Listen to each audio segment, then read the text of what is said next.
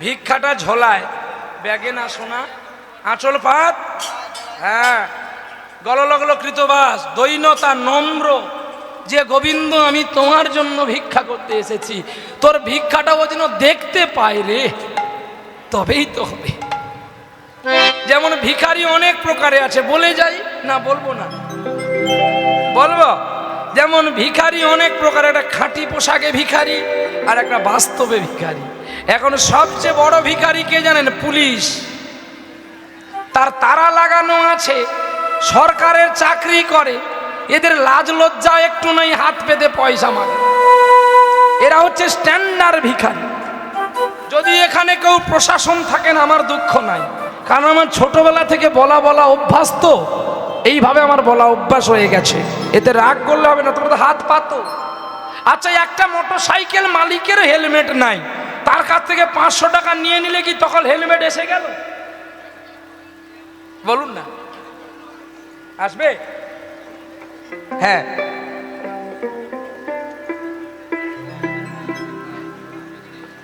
হ্যাঁ, কিটা বললেন আপনি?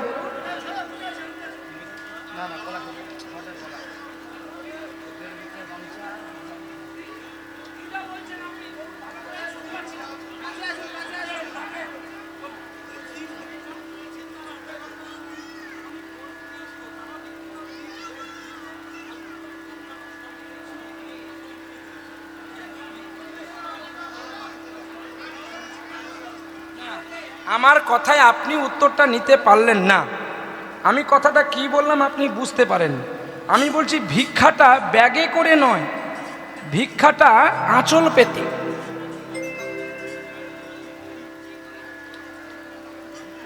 তো আপনি যদি না বুঝতে পারেন তার জন্য আমি দায়ী নই, আপনাকে বুঝতে হবে কথাটা। ভিখারি দুই প্রকারে আছে, হরিনামের ভিখারি, আবার সরকার পয়সা দিচ্ছে, আপনার একজনের হেলমেট নাই, আপনি তাকে পয়সা নিয়ে নিলে কি তার হেলমেটটা তখন চলে আসবে?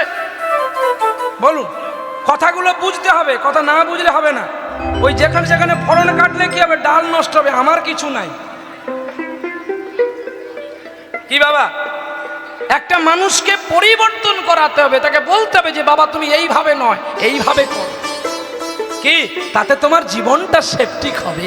তুমি 500 টাকা নিয়ে নিলে, ও মোটরসাইকেল নিয়ে পড়ে মরে গেল, তাহলে কি তার হেলমেট এসে গেল?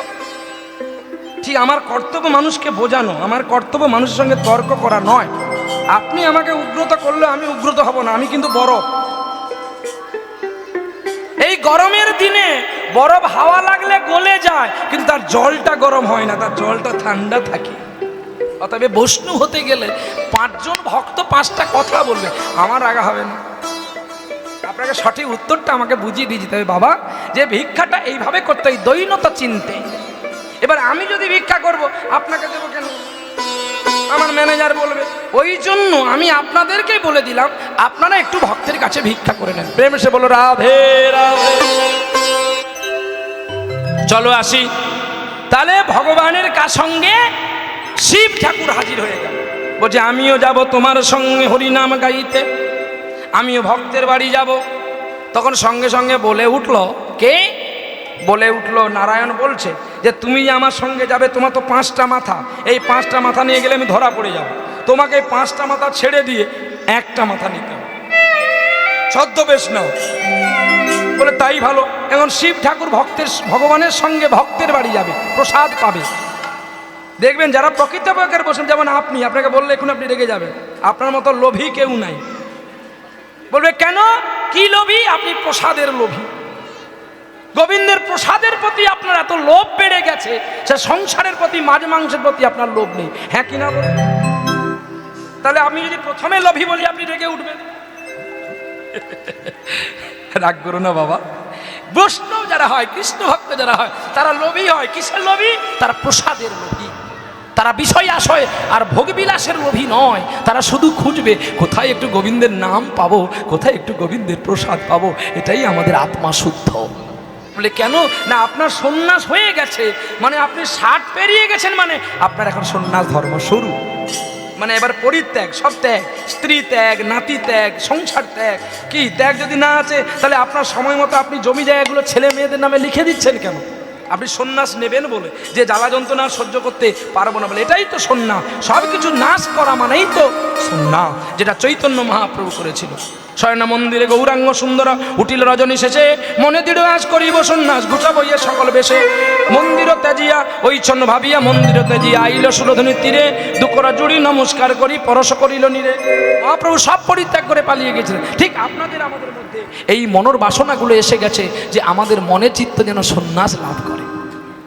তাহলে প্রসাদ পাবে বলে শিব বলছে আমি যাব।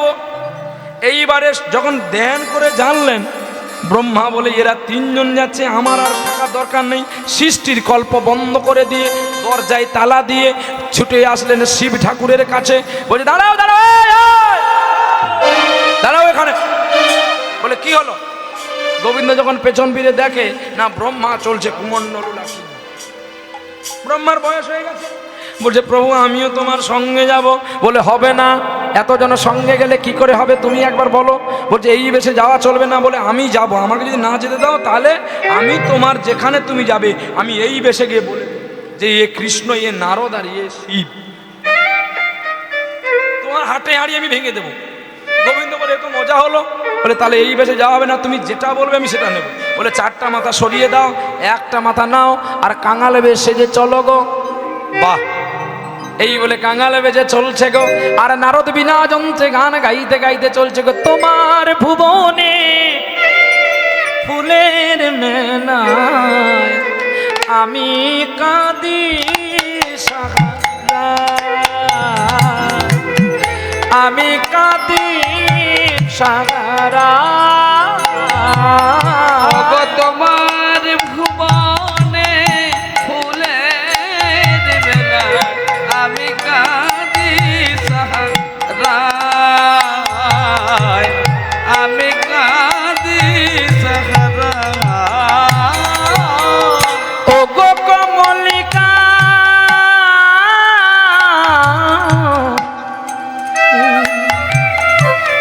ও গো কমলিকা, বুঝিলে না গো আমি কত অসহায়। তোমার ভুবনে ফুলের মেলায় গৌর হরি বল, হরি বল। আমি কাঁদি সাহারা। উষ্ণ মরু অভিশাপী নয়ে চেয়ে আছি আজ অবসাদী কয়ে।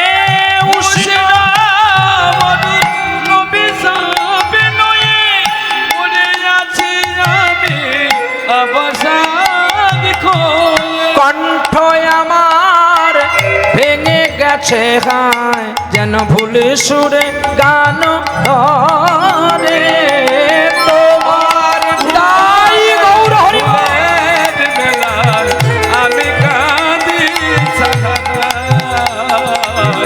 আমি কাঁদি সাহারা।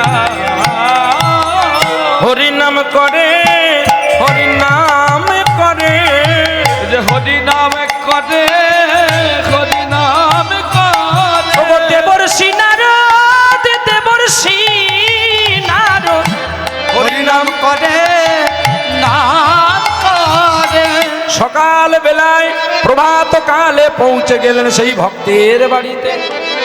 আর এমন সময় সেই মাই আমার শান্তিপন মুনি স্ত্রী মা প্রভাত কালে গুনগুন করে গান গাইছে গো। রাই জাগো রাই জাগো বলি সুখ সারি বলে, রাই জাগ বলে সুখ সারি বলে। ওরে কতই নিদ্রা যাও গো রাধে সম্মানিকের কোলে। কতই নিদ্রা যাও গো স্বামী মানিক লুজি কোলে। রাই জাগ বলে সুখ সারি বলে, রাই জাগ বলে সুখ সারি বলে। সুখী বলে ও গো সারি আমরা পোষা পাখি। সুখী বলে ও গো সারি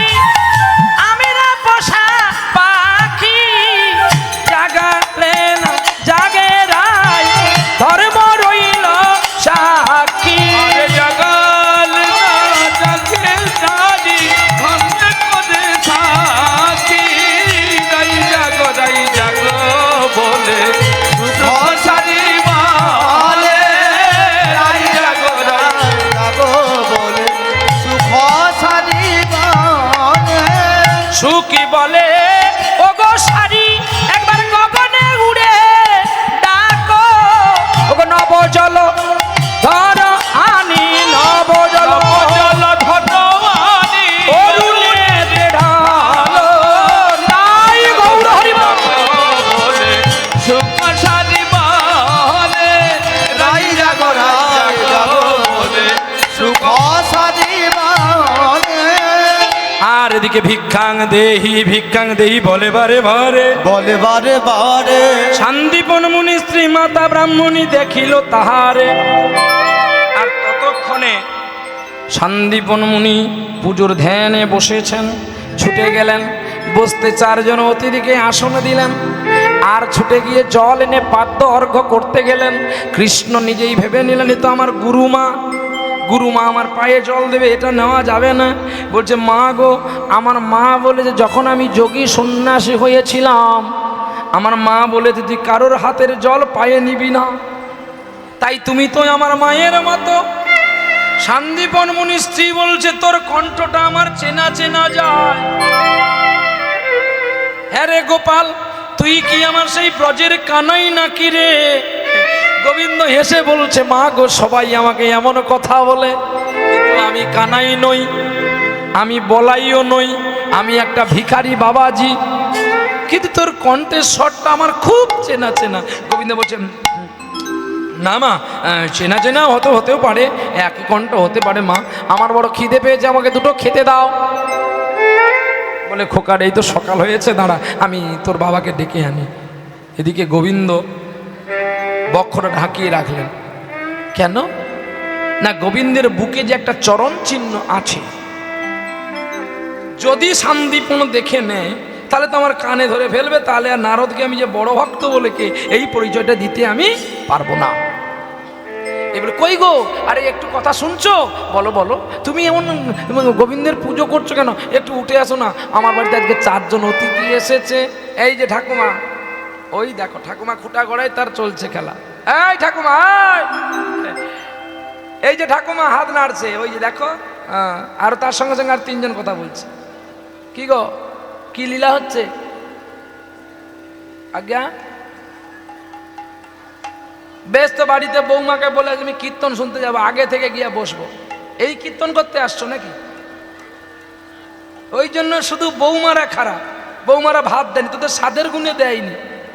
হ্যাঁ, তোরা হরিনাম করতে যদি কথা আলোচনা করিস তাহলে হরিনামে আসিস কেন? খালি বৌমা ভাত দেয়নি, তোদের প্রকৃতির গুণ আছে, তো তোদের গড়াই গন্ডগোল আছে, ওই জন্য তোদের বৌমারা ভাত দেয়। তুমি জীবনে তোমার স্বামীকে প্রণাম করেছো যে তোমার বৌমা তোমাকে করবে? কি আমার কথাগুলো শুনতে খারাপ লাগবে, হরিনামে কথা বললে একদম আমি বলবো, বলতে ছাড়বো না। আমরা তো এসছি হরিনাম শুনতে, তাহলে এবার শুনে রাখো। এখন এক জায়গায় কীর্তন হচ্ছে, সবাই কীর্তন এসে পালিয়ে গেছে, সে বুড়ি মাটা কিন্তু যায়, সে শুধু কাঁদতে আছে। এখন কীর্তনিয়া ভাবলো তাহলে এ সত্যিকারে একজন ভক্ত, এত কাঁদছে কেন? আর কীর্তনিয়াটা নিয়ম সেবা মাসে দাঁড়ি হয়ে গেছে। তখন কীর্তনিয়াটা স্টেজ থেকে নেমে গিয়ে বুড়িমাকে প্রণাম করে বলছে তোমার মতো সত্যি কৃষ্ণ ভক্ত নেই, তুমি এত কাঁদছো। তখন বুড়িমা বলছে তোর কীর্তন শুনে আমি কাঁদিনি। তখন বলে মা তাহলে তুমি কি ধরে কাঁদলে? বলে তোর মতো আমার একটা ছাগল ছিল। কায়দা আছে গো, কায়দা না রাখলে কি লোকে এমনি ডাকে? কায়দা রাখি বলে লোকে ডাকে। বলে তোর মতো ছাগল ছিল, স্ট্রোক হয়ে মরে গেছে। মানে ও তো মুসলমান ঘরের মেয়ে, একটা বাঙালি তাকে বিয়ে করেছে, তাই স্ট্রোক না বলে সেই স্ট্রোক বলছে। জানিস বাবা, ছাগলটা স্ট্রোক হয়ে মরে গেছে, ও যখন খেত ওর বড় দাড়িটা নাড়তো, আর তুই যখন কাঁদছিস, তুই যখন হাসছিস, দাড়িটা তো নড়ছে, আর আমার ছাগলের কথা মনে করতে আমার চোখে জল এসছে। বাবুরে তোর কীর্তন শুনতে আসিনি, আমরা তো গল্প করতে এসছি, আর গল্প শুনে যখন একটু দুঃখ হয় তখন কাঁদি, তোর কীর্তন শুনে কাঁদিনি। কি গো ঠাকুমা, আমাকেও জানতে হয়, না জানলে মাঠে বেরোনো যায় না। আর ভক্তি শ্রদ্ধা করে শুনতে হয়, না শুনলে শোনা পাবি কি করে? আগে শোনা, পরে ভজন। শ্রবণম এই জন্য কীর্তনে বাঁশরি দেখো কত সুন্দর, বাবারা একনিষ্ঠ হবে, এই পাশের মায়েরাও বা ও পাশের মায়েরা একনিষ্ঠ করে শুনছে। তাহলে তোমাদের তো অনুগামী হওয়া দরকার, যে আমার কোলের বয়সের কন্যাগুলো ছেলেগুলো যদি কৃষ্ণ নাম শোনে, তাহলে আমরা কেন গল্প করব নাকি? না, আমার এটা বলা ভুল হয়ে গেল? আমি তো এটা বলতে পারবো না তুমি এখান থেকে দূর হয়ে যাও, উঠে যাও, এটা পারবো। আমি আমার বাবা নিজে কাঁদছি, আমি ছাগল হয়েছি বলে কাঁদছি, আর তোমার মনে হয়েছে আমার মতো ছাগলকে দেখে তাই তুমি কথা বলছো। প্রেম সে বলো রাধে রাধে। তাই হেন কালে মধুমঙ্গলের বাবা শান্তিপন মুনি ধ্যান করে জানলেন, কিন্তু জানলেন ধ্যান যোগে ধরা দিলেন না গোবিন্দ।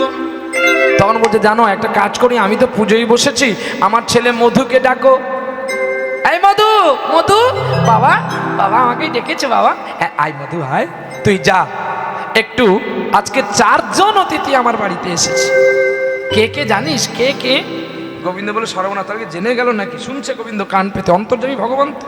বলছে আমার বাড়িতে 4 জন, ধর্ম অর্থ কাম আর মোক্ষ, এই 4 জন বৈষ্ণব আমার বাড়িতে এসেছে। বলি খোকা রে, আজ যদি আমি ব্রাহ্মণ বৈষ্ণবের সেবা দিই তাহলে আমাদের জীবনে অনেকটা ধন্য হবে।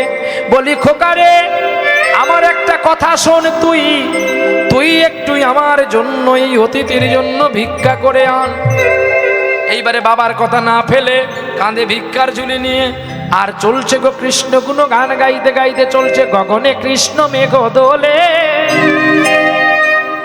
কিশোরী কিশোরী দোলে, যেন বৃন্দাবনে চির সৌদামিনী রাধিকা, চির সৌদামিনী রাধিকা। গগনে কৃষ্ণ মেঘ দোলে, কিশোরী কিশোরী দোলে, বৃন্দাবনে দোলে সৌদামিনী রাধিকা, দোলে সৌদামিনী রাধিকা।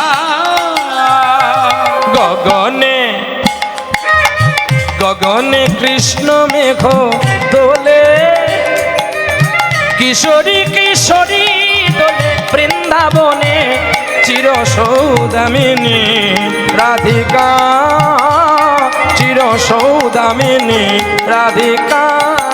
দোলে আজি সায়নে, দোলে আজি সাবনে, দোলে আজি সায়নে, গগনে কৃষ্ণ মেঘ দোলে, কিশোরী কিশোরী দোলে, বৃন্দাবনে চির সৌদামিনী রাধিকা, চির সৌদামিনী রাধিকা। ভগবানের নাম গান গাইতে গাইতে মধুমঙ্গল ছোট্ট ছেলে 7 বছর বয়স শিপ্রা নদী পার হইয়া ওপারেতে গেলা। যার বাড়িতে ভিক্ষা করিলা মধুকে কেউ ফিরাইয়া নাই দিলা। চাল ডাল পরিপূর্ণ করি, পুটলি মাথায় করি, কৃষ্ণ নামে মুখে করি, আসে ধীরে ধীরে। গোবিন্দ বলে নারদ তুমি অপেক্ষা করো, আমার বড় পেটের ব্যথা করছে, মলত্যাগ করিবার পরে। শয়তান যদি হয় 1 নম্বরে ভগবানই তো শয়তান। আর ওই যদি শয়তানি বুদ্ধিগুলো না মাথায় বের করতো, আপনার আমার মতো বড় ভক্ত কিন্তু ভাগবতে লেখা থাকতো না। নিজে খারাপ হয়ে গেছে কিন্তু ভক্তকে বড় করে গেছে, আর সেই ভক্ত আমরা তাকে শয়তান বলি। শয়তান তিনি নয়, তিনি আর বুদ্ধি কৌশলগুলো বড় শয়তানের। কেন জানেন ক্ষীরচোরা গোপীনাথ নামটা কেন হলো? রবীন্দ্র চুরির জন্য তো নিজেই চুরি করেছিল ক্ষীর, তাই তিনি নিজে এক ভক্তকে আলো দিতে গিয়ে আর সকল ভক্তের কাছে তিনি চোর হয়ে গেল। মাধবেন্দ্র পুরী এক বৈষ্ণব ভক্তের জন্য সারা বিশ্ব তাকে একটাই কথা বলে, ক্ষীরচোরা গোপীনাথ। কি বাবা, কার জন্য করলো? ভক্তের জন্য। কিন্তু সেই ভক্তই তো গোবিন্দকে প্রতিষ্ঠা করেছিল, তার গায়ে চন্দন লেপেছিল। শয়যুক্ত আয় না হলে তা শয়ে শয়ে গোবিন্দ লীলা করে গেছেন, যার লীলার কোনোদিন সীমার সমক্ষ শেষ নেই। তাই আজ চৈতন্য মহাপ্রভুর লীলা মাধুর্যতে কৃষ্ণ বলছে তোমরা বসো আমি আসছি, এই বলে ছুটে গেলেন যমুনার তটে শিপ্রা নদীর কূলে, গিয়ে কুর্মরূপ ধারণ করলেন। যমুনাকে বলছে যমুনা তুমি বেড়ে যাও, যদি তুমি না বেড়ে যাও, স্রোত যদি না বাড়াও, তাহলে মধুমঙ্গল চাল নিয়ে বাড়ি চলে আসলে ও যে বড় ভক্তই আমি প্রমাণ দিতে পারব। আর গোবিন্দ আমার নাম গাইতে গাইতে চলছে গো ভক্তেরই জন্যে, ভাসিয়ে দাও প্রভু তোমারই অপার করুণা, তোমারই অপার করুণা। দয়াময় একই মা, আমি তোমার কোলে এসেছি তখন তো গেছি অল্প জলে, আজ কেন তুমি কানায় কানায় পরিপূর্ণ হয়ে গেছো জননী? তুমি জানো ও মা, একটু জল কমিয়ে দে না, আমার বাড়িতে অতিথি বসে আছে, আমি চাল ডাল নিয়ে গেলেই আমার অতিথি সেবা করবে রে মা। অপরাহ্ন হয়ে যাচ্ছে, আর বিলম্ব করিস না। মা গঙ্গা দূর হইতে বিপদে পড়িল, একদিকে ছেলের কান্না, একদিকে স্বামীর আদেশ, কোনটা পালন করবে বলো? কি গো মা বলো, তোমরা বলো না মা। একদিকে তোমার স্বামী আদেশ করেছে তুমি ছেলেকে খেতে দেবে না, আর ছেলে যদি তোমাকে জড়িয়ে ধরে মা আমার বড় খিদে পেয়েছে দুটো খেতে দে, তুমি কি করবে মা? কার আদেশ পালন করবে? তখন তোমাকে এটাই করতে হবে, স্বামীর কাছে গিয়ে কাঁদতে হবে, দেখো না গো ছেলেটা কেমন করে ক্ষুধার জন্য কাঁদছে, আজকের মতো তুমি ক্ষমা করে দাও। কি গো বলো না তুমি, ও মা তোমরা বলো না। হ্যাঁ, কিন্তু তখন যদি স্বামী না মানে, যখন গঙ্গা গিয়ে গোবিন্দের চরণ ধরে বলছো গো দয়াময় কেমন করে ছেলে কাঁদছে দেখো, তুমি এবারের মতো ক্ষমা করে দাও, বলছে গঙ্গাকে বলছে এবারের মতো আমার আদেশ তুমি পালন করে নাও, এরপরে যা বলবে আমি তাই শুনবো। কিন্তু আজকের দিন যদি মধুমঙ্গল চাল নিয়ে চলে যায়, ও যে বড় ভক্তই আমি প্রমাণ দিতে পারবো না। যেই নামলো জলে মাথায় চালের পুটলি নিয়ে, কুর্ম রূপধারী আমার প্রভু দয়াময়, আরে কুর্ম রূপধারী আমার প্রভু ভগবান, কুর্ম রূপধারী আমার প্রভু দয়াময়, কুর্ম রূপধারী আমার প্রভু দয়াময়। জলের নিচেতে দেখো বসিয়া যে রয় গো, বসিয়া যে রয়, আরে জলের ভেতরে প্রভু বসিয়া যে রয় গো, বসিয়া যে রয়। বুঝিতে পারিল না মধু চরণ দিল তাতে, আরে বুঝিতে পারিল না মধু চরণ দিল তাতে। নড়ছে, যেই চরণ দিয়েছে অমনি কুর্ম প্রাণ বাঁচানোর জন্য সরে গেল, আছাড় খেয়ে পড়লো দেখো যমুনার জলেতে গো, যমুনার জলেতে গো। আরে আছাড় খেয়ে পড়লো দেখো যমুনার জলেতে গো, যমুনার জলে গো ডুবিয়া গেল গো, ডুবিয়া গেল গো, গো মধুমঙ্গল চালের পুটলি ডুবিয়া গেল গো, ওরে মধুমঙ্গলের চালের পুত্রী ডুবিয়া গেল গো। এই যেই পড়ে গেল চালের পুটলি মাথা থেকে পড়ে গেল, আর খুঁজে পেল না জলের প্রখর স্রোতে, এপারে এসে দাঁড়ালো, কাঁপছে মধু, মধু কাঁপছে, আমি কি বলবো আমার বাবাকে গিয়ে মাকে গিয়ে, কাঁদতে কাঁদতে চলে গেলেন বাবা মায়ের কাছে। বাবা বলছে মধুরে একটা উপায় এই মুহূর্তে আছে, অপরাহ্ন হয়ে গেছে, তুই যা, তোর কৃষ্ণের বাড়ি থেকে কিছু চাল ডাল চেয়ে নিয়ে আয়। এই বলে যখন বাবা বলেছে, বাবার কথা পুনরায় পালন করার জন্য চলে গেছেন কৃষ্ণের বাড়িতে। আর কৃষ্ণ গোচারণ থেকে সবে ফিরেছে, ঠিক এমন টাইমটা হয়ে গেছে। এখন কৃষ্ণ যখন গোচারণ থেকে ফিরেছে তার কষ্ট হয়েছে, আর গোবিন্দ দেখবেন যখনই কোনো ভক্ত বিপদে পড়ে ভগবান তখন একটু অভিনয় বেশি করে। আহা, মধুমঙ্গল কত করে ডাকলো, সখা কৃষ্ণ আমি বড় বিপদাপন্ন, তুমি আমায় আহ, যা কিছু করছে সবই তো কৃষ্ণ। চাল চাইতে গিয়ে চেয়ে বসলো হাতের বাঁশি। বন্ধু, তোমার এই হাতের বাঁশিটা আমাকে একটু দাও না। যেই বলে দিল, কৃষ্ণমণি বাঁশিটা নিয়ে বলে, তুমি যাও তো, আমার ঘুম বিরক্ত করো না। আহ, বাঁশিটা নিয়ে চলতে চলতে দেখতে পেল পথের ধারে একটা মুদিখানা দোকান। চিন্তা করলেন, আমি বাঁশি কেন চাইলাম? সন্ধ্যা হয়ে গেল, অতিথিরা এখনো সেবা করেনি। যদি আমি বাঁশি নিয়ে যাই, আমি বাবাকে কি উত্তর দেব?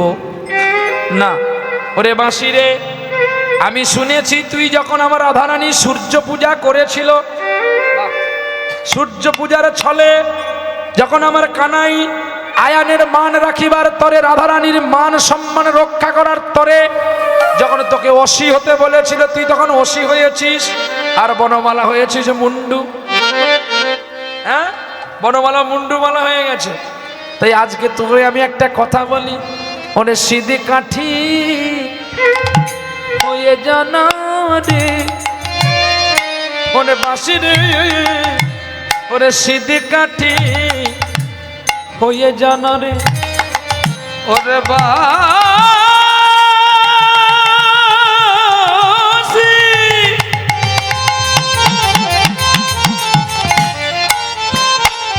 ওরে বাঁশি রে,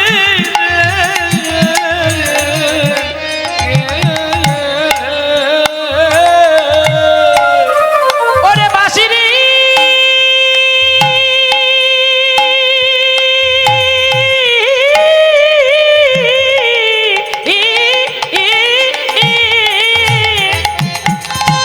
বাঁশি রে, বাঁশি,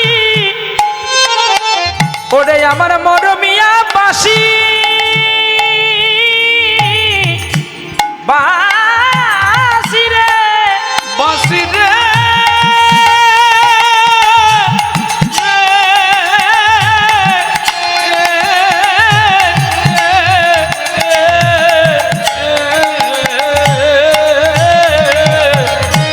বাঁশি তুই সিনি কাঠি হয়ে জানা রে,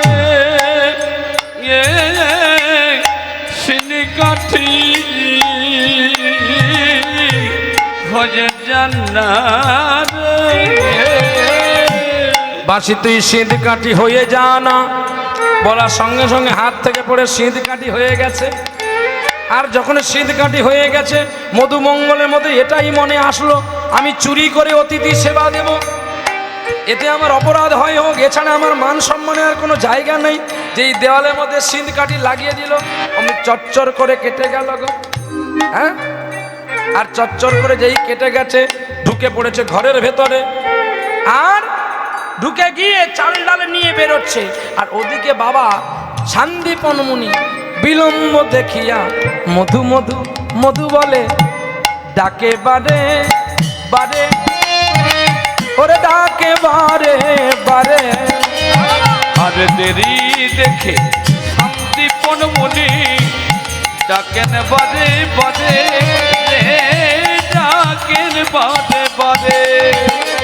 ডাক শুনি মধুমঙ্গল অর্ধেক আসিল বা ইরে গো, অর্ধেক আসিল বা ইরে, আমার ডাক শুনি মধুমঙ্গল অর্ধেক বাহিরে আসিল গো, আরে বাহিরে আসিল।